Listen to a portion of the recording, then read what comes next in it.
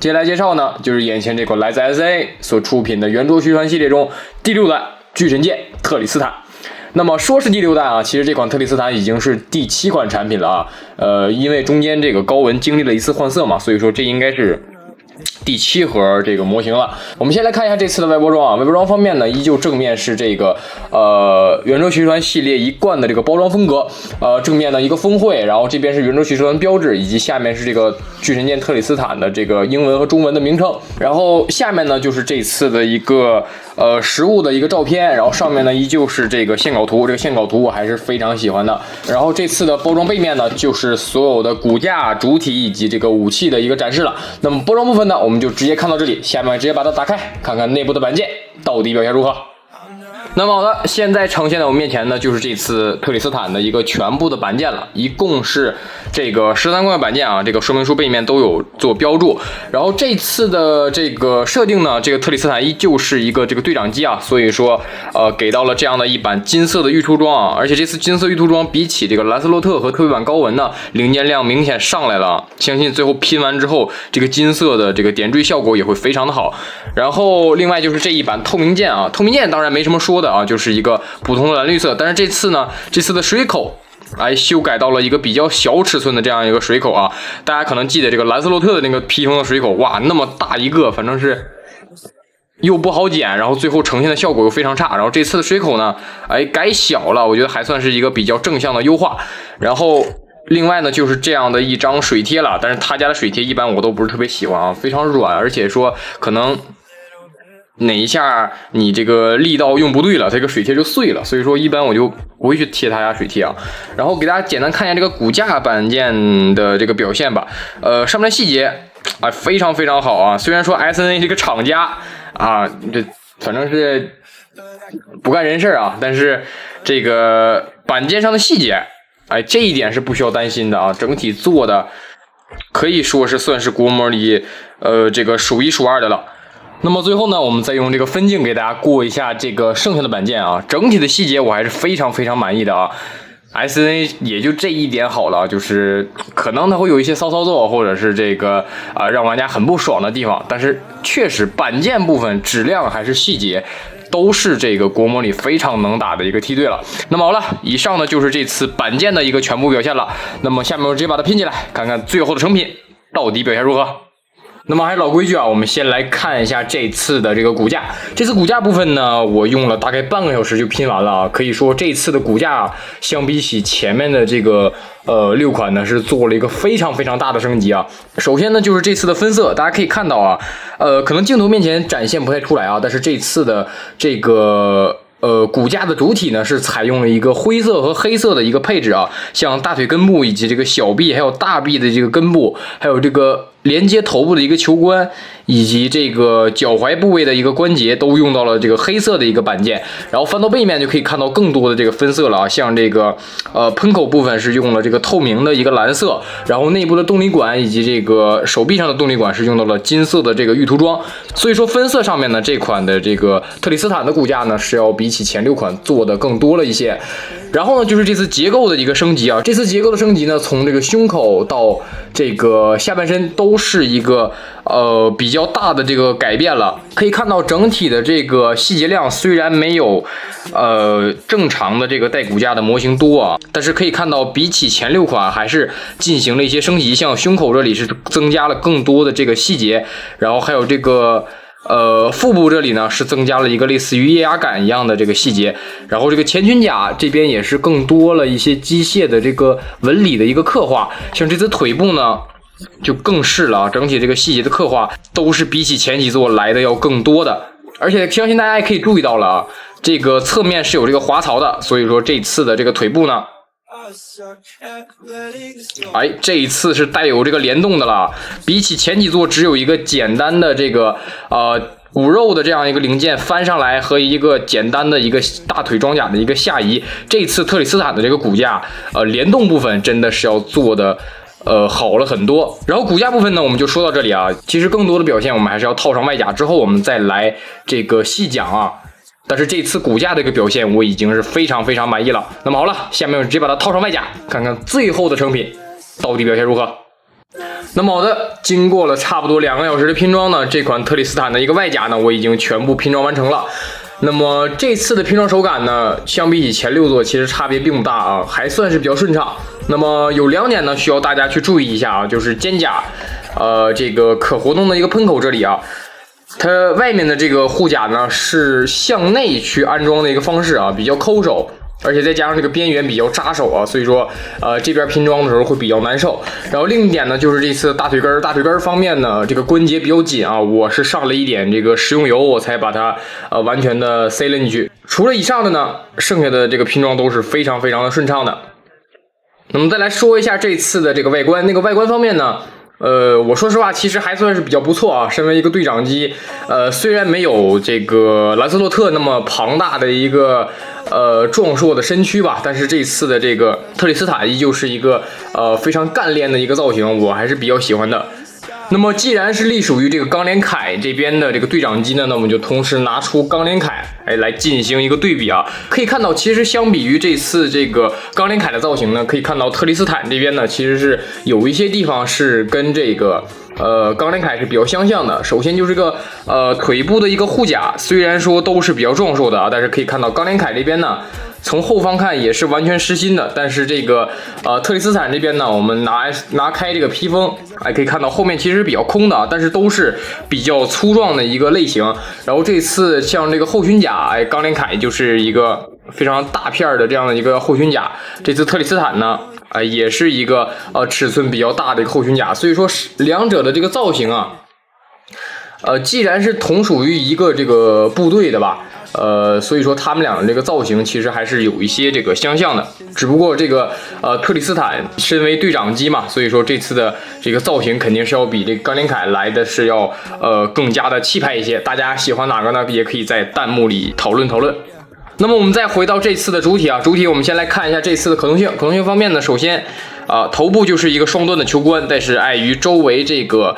领子的一个造型的限制啊，所以说左右侧头以及上下这个摇头的幅度并不大啊，但是转头是没有干涉的。然后我们这个手臂方面，首先360度旋转肯定是没有问题，虽然说这个后面的披风会稍微的遮挡一下啊，但是由于这个肩部像这样有一个拉伸关节，所以说整体的这个可动性受限其实并不大。然后由于这个拉伸关节呢，我们可以有一个向前的这样的一个活动。然后平台方面，全部打开之后呢，差不多是一个130、140这样的一个角度。然后这次的肩甲呢，有一个这样的一个可动关节，刚才在说这个拼装手感的时候已经提到过了。然后手肘弯曲方面，双段式的这个关节啊是可以超过90度的。然后二头肌旋转依旧是靠着根部这里啊，但是这个轴的部分稍微有一些紧啊。然后就是这次的手部方面呢，就是一个球冠，整体的灵活性还算是比较不错。然后来到这次的腰身方面，我们先将这个后面的这个披风向后避让一下，然后首先向前弯腰，幅度还算不错啊，但这只是它的初始阶段啊。这次的特里斯坦呢，做了一个有意思的小机构啊，首先就是这次的前裙甲，可以向前进行一个打开啊，然后内部根部这里呢是有一个这个向前的转轴关节的，所以我们可以将弯腰呢，继续向下打，就可以打到非常恐怖的这样的一个角度了啊，算是相比前6座那个名存实亡的这个可动关节啊，这次是真正的这个运用上了这个胯部的一个拉伸关节啊，这次前裙甲的一个下拉也算是比较有意思。然后左右侧腰呢，就是靠着普通的中间的一个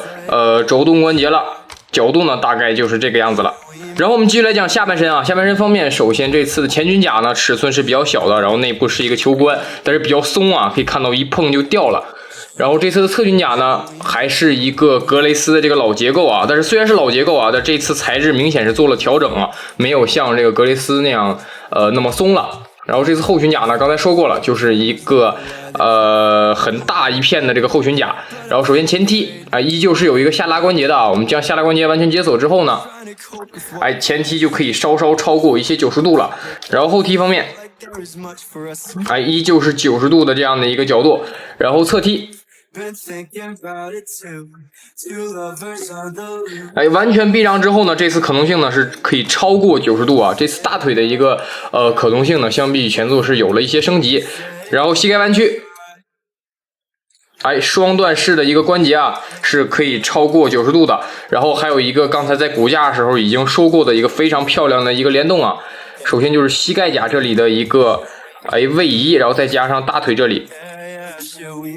有一个类似于液压杆一样的抽拉的结构啊，但是这个抽拉结构其实我觉得做的不是很明显啊。要是把这个液压的上半部分也给露出来的话，应该就会更好看一些啊。然后来到这次的脚踝部分，脚踝部分呢，首先这个上部啊，上半部分就是脚脖子这里啊，是有一个球关的，可以提供一个左右侧摆的一个角度。然后脚部这里呢，还有一个左右侧摆的一个关节，所以说这次脚部的一个可动性呢，也是做了一个升级啊，比起前6座确实是好了不少。然后前后的一个角度啊，依旧是比较可观的。然后脚尖这里呢，还有一定的这个活动性。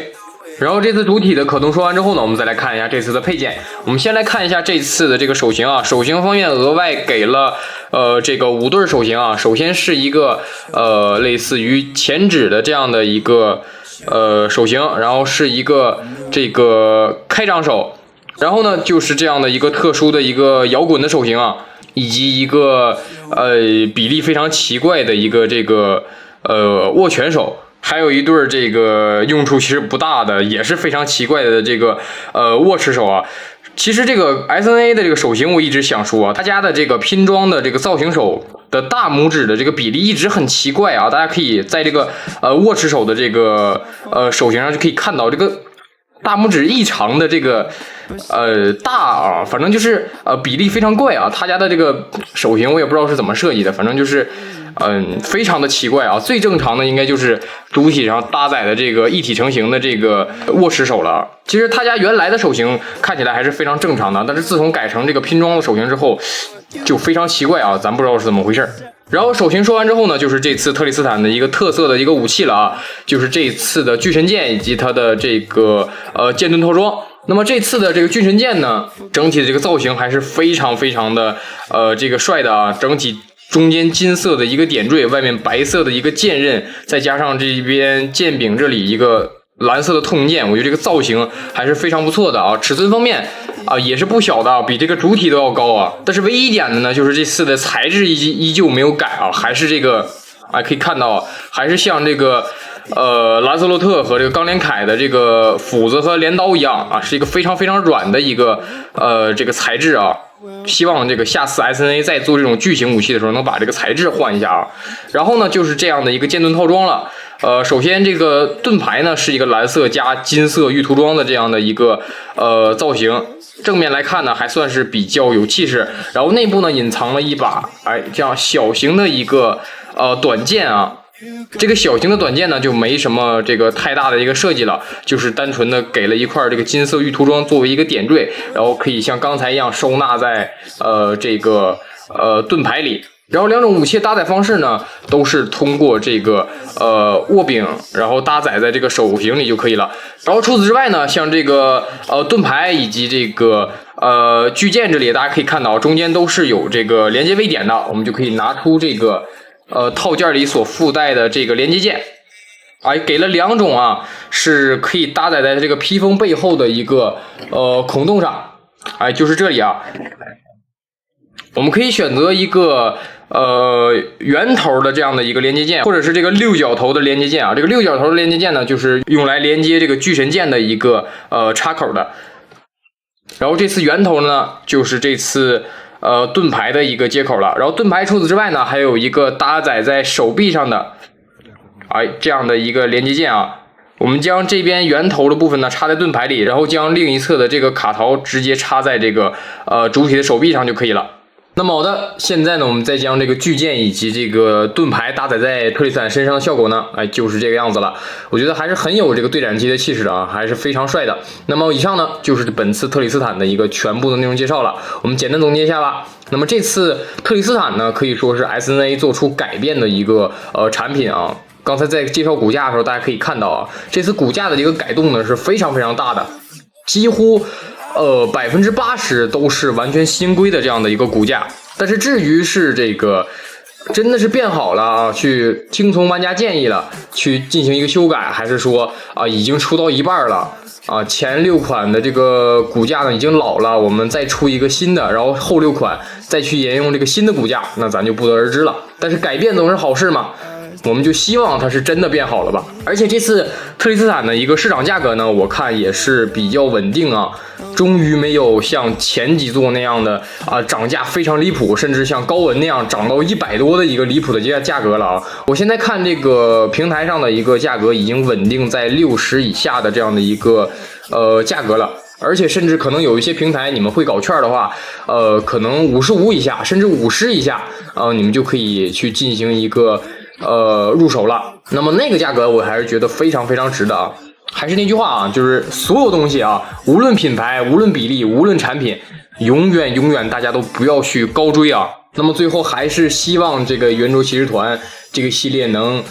出完12款吧。那么好了，以上呢就是本期视频的全部内容了。最后呢再跟大家说一个题外话啊，这期视频呢是这个我在这个旧桌子上的一个最后一期视频啊，我的新桌子已经到了。那么从下一期视频开始呢，我们以后的视频都要去这个新桌子上去拍了。那么大家期待一下这个新桌子的第一期视频吧。那么好了，以上呢就是本期视频的全部内容。那么喜欢我的视频呢，记得关注，记得3连，我们下期视频再见吧，拜拜。